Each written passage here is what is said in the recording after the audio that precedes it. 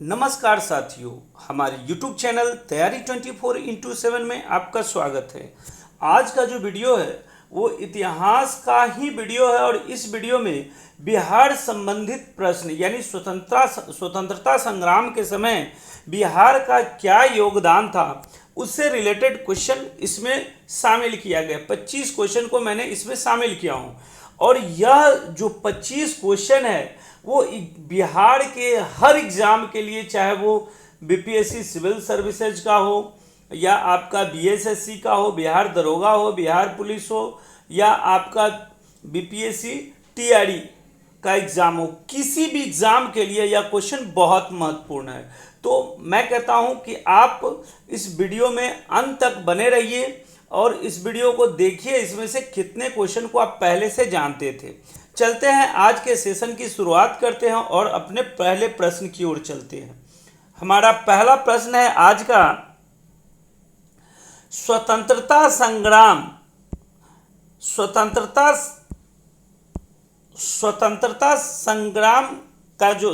संग्राम का जो आंदोलन हुआ था उसमें विभिन्न चरणों में बिहार के जो लोगों ने बढ़ चढ़ के हिस्सा लिया उसी से रिलेटेड इसमें क्वेश्चन शामिल किया गया है। 1857 की क्रांति की शुरुआत बिहार में किस जगह से हुई थी? ऑप्शन ए है हमारा भागलपुर, ऑप्शन बी है पटना से, ऑप्शन सी है रोहिणी से और ऑप्शन डी है जगदीशपुर से। तो आपको ये ध्यान में रखना है कि बिहार में जो 1857 की जो क्रांति की शुरुआत हुई थी यह 12 जून 1857 को बिहार में रोहिणी एक जगह था जो वर्तमान में अभी झारखंड में पड़ता है, देवगढ़ जिला के अंतर्गत रोहिणी जगह था। यहीं से 1857 की क्रांति की शुरुआत हुई थी और वो डेट था क्या, तो 12 जून 1857। तो इसको ध्यान में रखना है। उसके बाद चलते हैं अगले प्रश्न की ओर। हमारा अगला प्रश्न है, 1857 की क्रांति के समय कैमूर पहाड़ी क्षेत्र से छापामार युद्ध कौन चलाते थे? ऑप्शन ए है वीर कुंवर सिंह, ऑप्शन बी है अमर सिंह, ऑप्शन सी है पीर अली और ऑप्शन डी है उमराव सिंह। तो देखिए, वीर कुंवर सिंह के जो छोटे भाई अमर सिंह थे, इन्होंने क्या किया था, कैमूर की पहाड़ी क्षेत्र से ये गुरिल्ला वार यानी छापामार युद्ध करते थे और फिर अंग्रेजों के साथ लड़ना है, युद्ध करना है और फिर कैमूर की पहाड़ी में छिप जाते थे। तो ये करते थे अमर सिंह। ये अमर सिंह कौन थे, तो बाबू वीर कुंवर सिंह के भाई थे। उसके बाद चलते हैं अगले प्रश्न की ओर। हमारा अगला जो प्रश्न है वो है, स्वदेशी भावना से प्रेरित होकर पटना में अनुशीलन समिति की एक शाखा किसने स्थापित की थी? यह भी क्वेश्चन बहुत बार एग्जाम में आ चुका है। ऑप्शन ए है भूपेंद्र नाथ दत्त, ऑप्शन बी है बरिंद्र घोष, ऑप्शन सी है इंद्रनाथ और ऑप्शन डी है सचिंद्र नाथ सन्याल। तो देखिए, पटना में जो स्वदेशी आंदोलन से प्रेरित होकर 1913 ईस्वी में सचिंद्र नाथ सन्याल जो है ना, इन्होंने अनुशीलन समिति की एक शाखा खोली थी। तो इसको ध्यान में रखना है कि पटना में अनुशीलन समिति की जो पहली शाखा खोली थी तो किसने, तो सचिंद्र नाथ सन्याल ने, और कब, तो 1913 ईस्वी में। उसके बाद चलते हैं अगले प्रश्न की ओर। हमारा अगला प्रश्न है, देशेर कथा की रचना किसने की थी? ऑप्शन ए है हमारा सखाराम गणेश देउस्कर, ऑप्शन बी है बरिंद्र घोष, ऑप्शन सी है इंद्रनाथ और ऑप्शन डी है सचिंद्र नाथ सन्याल। तो देखिए, देशेर कथा जो है ना, इस पुस्तक की जो रचना हुआ था वो 1904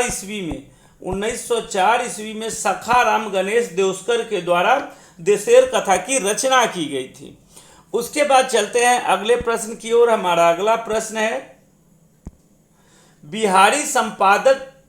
बिहारी समाचार पत्र के संपादक कौन थे? बिहारी समाचार पत्र के संपादक कौन थे? ऑप्शन है ए में सखाराम गणेश देउस्कर, ऑप्शन बी है बरिंद्र घोष, ऑप्शन सी है इंद्रनाथ और ऑप्शन डी है महेश्वर प्रसाद। तो देखिए, बिहारी समाचार पत्र के जो संपादक थे वो महेश्वर प्रसाद थे। महेश्वर प्रसाद जो थे वो बिहारी समाचार पत्र के संपादक थे। उसके बाद चलते हैं अगले प्रश्न की ओर। हमारा अगला प्रश्न है, भारत छोड़ो आंदोलन के दौरान राजेंद्र प्रसाद को पकड़कर किस जेल में रखा गया था? ऑप्शन ए है हजारीबाग जेल, ऑप्शन बी है बांकीपुर जेल, ऑप्शन सी है भागलपुर जेल और ऑप्शन डी है छपरा जेल।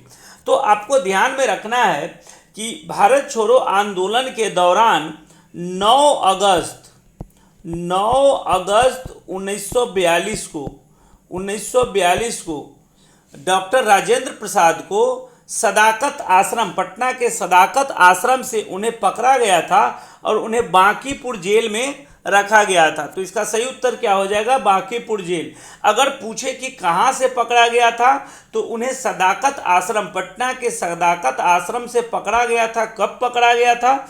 तो 9 अगस्त 1942 को राजेंद्र बाबू को पटना के सदाकत आश्रम से पकड़कर उन्हें बांकीपुर जेल में रखा गया था। उसके बाद चलते हैं अगले प्रश्न की ओर। हमारा अगला प्रश्न है, साइमन कमीशन का विरोध करने संबंधित पटना में सर्वदलीय बैठक की अध्यक्षता किसने की थी?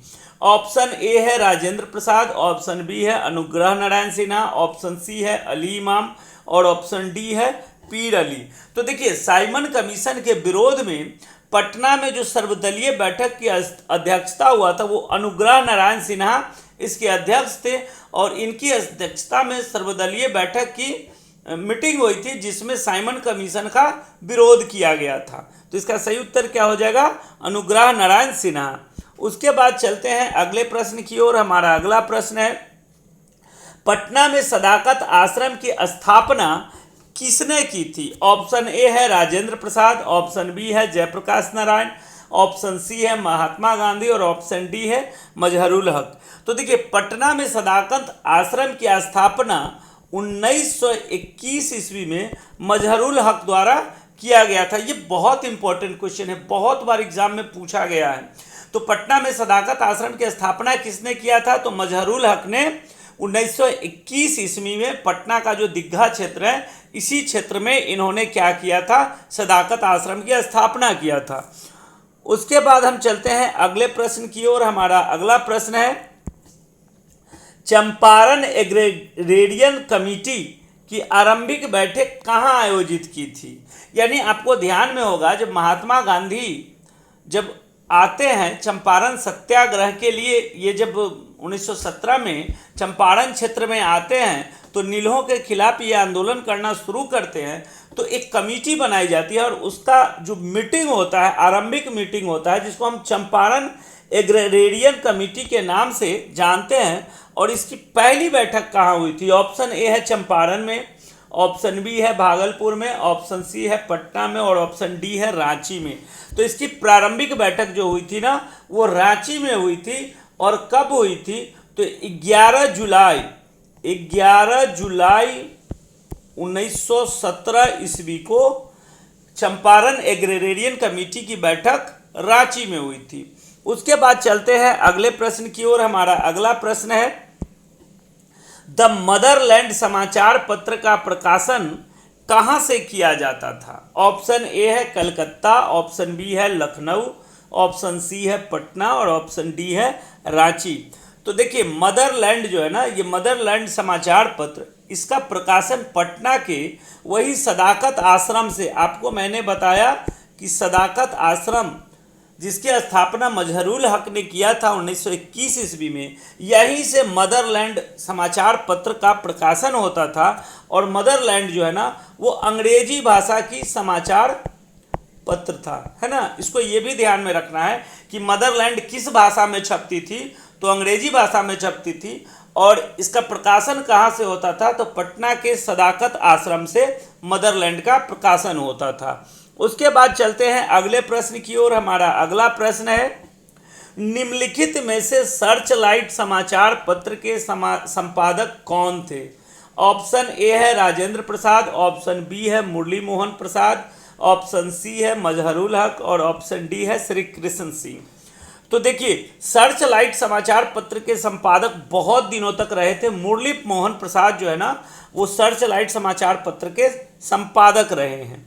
उसके बाद चलते हैं अगले प्रश्न की ओर। हमारा अगला प्रश्न है, बिहार स्टूडेंट कॉन्फ्रेंस की स्थापना कब हुई थी? ऑप्शन ए है हमारा 1916, ऑप्शन बी है 1920, ऑप्शन सी है 1906 और ऑप्शन डी है 1912।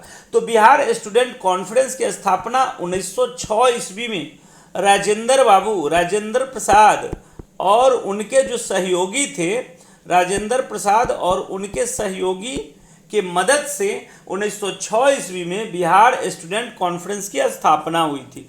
तो आपको यहाँ पे मैंने दोनों बता दिया कि किसके मदद से हुआ था। तो राजेंद्र बाबू और इनके जो सहयोगी थे उनके मदद से बिहार स्टूडेंट कॉन्फ्रेंस की स्थापना 1906 में पटना में हुआ था। उसके बाद चलते हैं अगले प्रश्न की ओर। हमारा अगला प्रश्न है, गुप्त क्रांतिकारी संगठन सियाराम दल की स्थापना कहाँ हुई थी? ऑप्शन ए है गया में, ऑप्शन बी है भागलपुर पटना में, ऑप्शन सी है मुजफ्फरपुर में और ऑप्शन डी है भागलपुर में। तो देखिए, गुप्त क्रांतिकारी संगठन जो सियाराम दल है, इसकी स्थापना 1943 ईस्वी में भागलपुर में सियाराम सिंह के द्वारा, किसके द्वारा? तो सियाराम सिंह के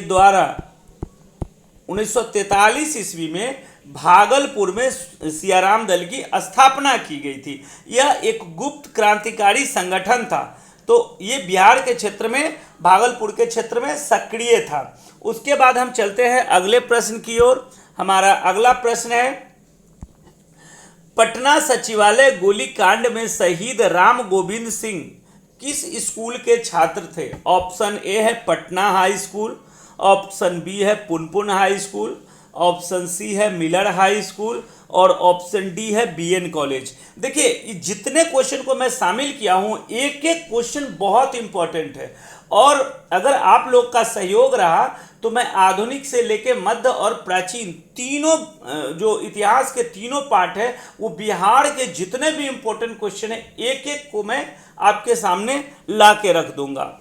चलिए, उसके बाद इसका जो सही उत्तर होगा, पटना सचिवालय गोलीकांड में शहीद राम गोविंद सिंह किस स्कूल के छात्र थे? तो ऑप्शन इसका सही होगा पुनपुन हाई स्कूल के। यह पुनपुन हाई स्कूल के 10वीं के छात्र थे। देखिए, आज के ज़माने में 10वीं के छात्र एक बच्चे कहलाते हैं, 12th के छात्र बच्चे कहलाते हैं, और यह जो राम गोविंद सिंह थे, ये पुनपुन हाई स्कूल के 10वीं के छात्र थे और अपने देश की आज़ादी के लिए ये अपनी प्राण को निछावर कर देते हैं, एक 10वीं क्लास का बच्चा। उसके बाद हम चलते हैं अगले प्रश्न की ओर। हमारा अगला प्रश्न है, बिहार के मुजफ्फरपुर में नमक सत्याग्रह की शुरुआत किसके नेतृत्व में आयोजित की गई थी?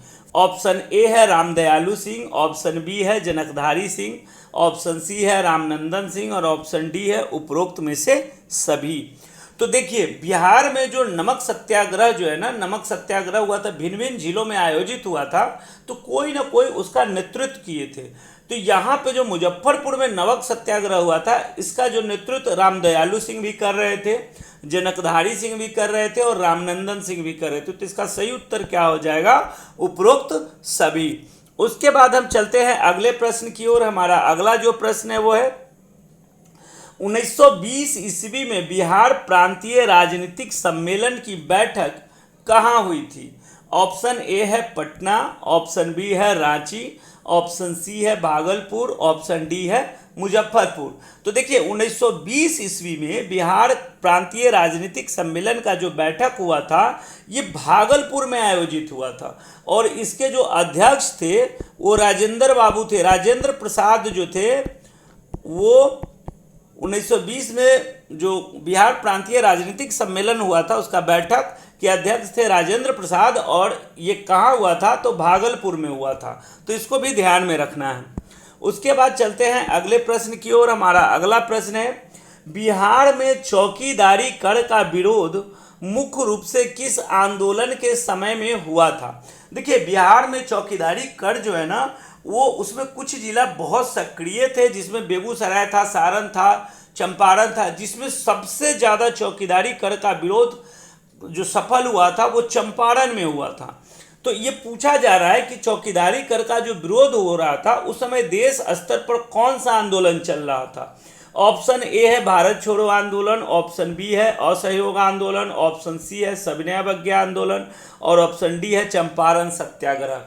तो सविनय अवज्ञा आंदोलन 1930 में जो चल रहा था उसी समय बिहार के क्षेत्र में चौकीदारी कर का भी विरोध हो रहा था और सबसे सफल चौकीदारी कर का विरोध जो हुआ था वो चंपारण में हुआ था।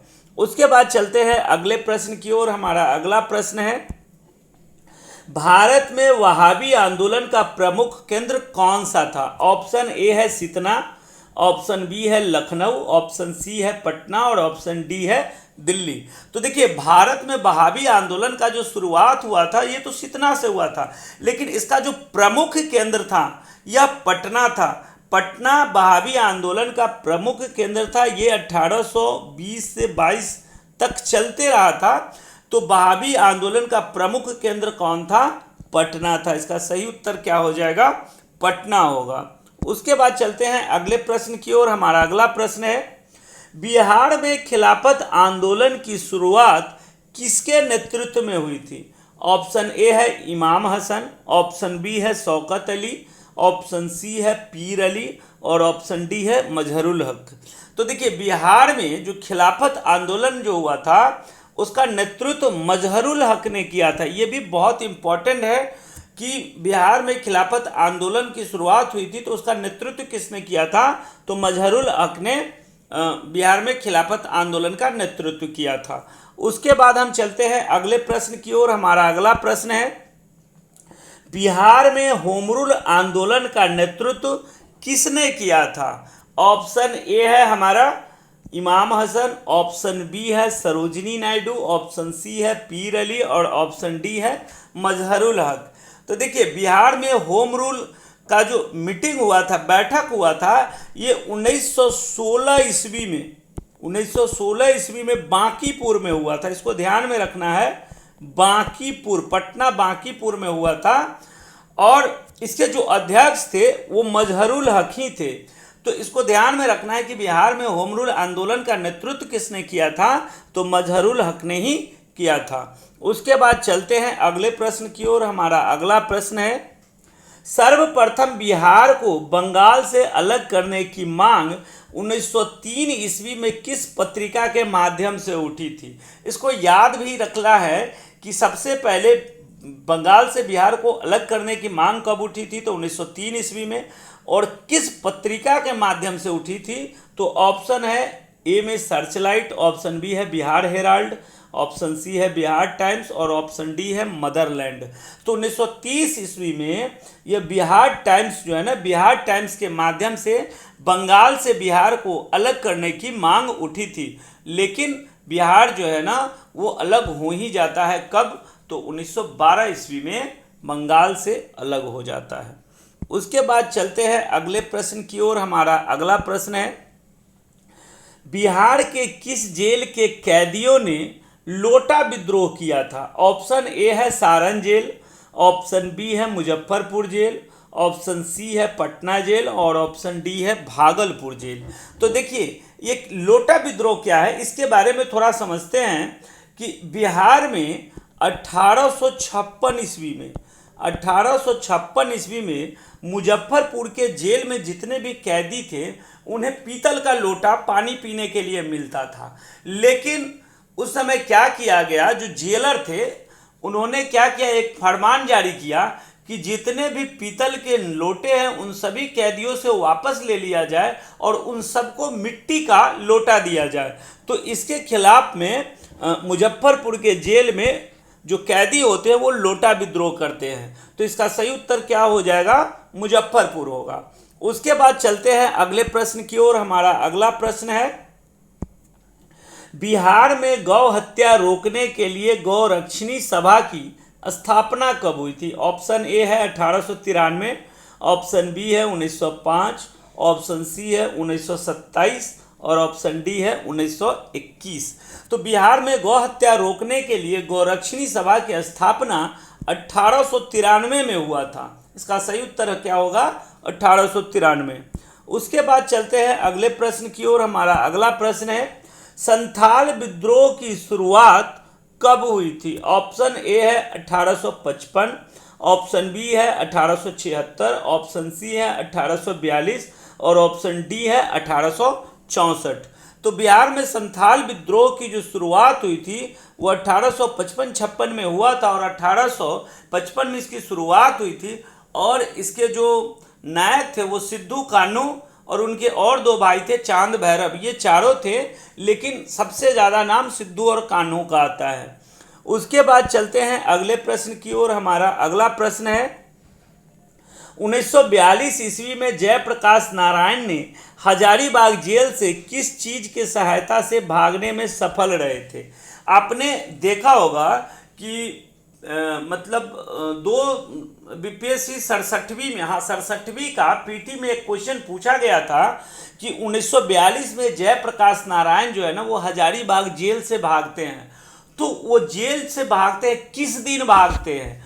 ऑप्शन में दिवाली, छठ, उसके बाद दशहरा और एक होली ऑप्शन रहता है। तो उसमें आपको ध्यान में रखना है कि यह जो भागे थे वो दीपावली के रात में हजारीबाग जेल से ये भागते हैं। अब यहाँ पे मैंने क्या क्वेश्चन डाला कि किस चीज के सहायता से ये भागे थे? तो ऑप्शन ए है लोहे की पाइप, ऑप्शन बी है बांस की सीढ़ी, ऑप्शन सी है धोती की रस्सी और ऑप्शन डी है जमीन का सुरंग। तो देखिए जयप्रकाश नारायण जो थे ना, ये धोती के ये लोग रस्सी बनाए थे और धोती के रस्सी बनाकर यह हजारीबाग जेल से भाग गए थे। तो इसका सही उत्तर क्या होगा? धोती की रस्सी। उसके बाद ये था हमारा, देखिए आज का यह 25 क्वेश्चन था। 25 क्वेश्चन बनाने के बाद आपको बिल्कुल मजा आया होगा। और ये 25 क्वेश्चन जो था ये एग्जाम के व्यू से बहुत महत्वपूर्ण है, खास करके बीपीएससी बिहार के किसी भी एग्जाम के लिए बहुत महत्वपूर्ण है। देखिए आपसे रिक्वेस्ट है कि मैं इतनी मेहनत करके वीडियो बनाता हूँ, चैनल को लाइक और सब्सक्राइब जरूर करें, जिससे क्या होगा, मोटिवेशन मिलता है और मोटिवेशन मिलने के बाद कोशिश करते हैं कि और अच्छे से अच्छे वीडियो मैं आपके सामने लाऊं। और इसका जो बिहार सीरीज में जो चला रहा हूं, इसमें भी बिहार के भिन्न भिन्न मध्यकालीन, प्राचीन काल और आधुनिक काल, तीनों काल का मैं क्वेश्चन लेके आऊँगा, जो बिहार के किसी भी एग्जाम के लिए आपके क्वेश्चन एक भी ना छूटे। तो आज के वीडियो में इतना ही। वीडियो को ज़्यादा से ज़्यादा लाइक शेयर कीजिए और अंत तक बने रहने के लिए धन्यवाद। पढ़ते रहिए, स्वस्थ रहिए। जय हिंद।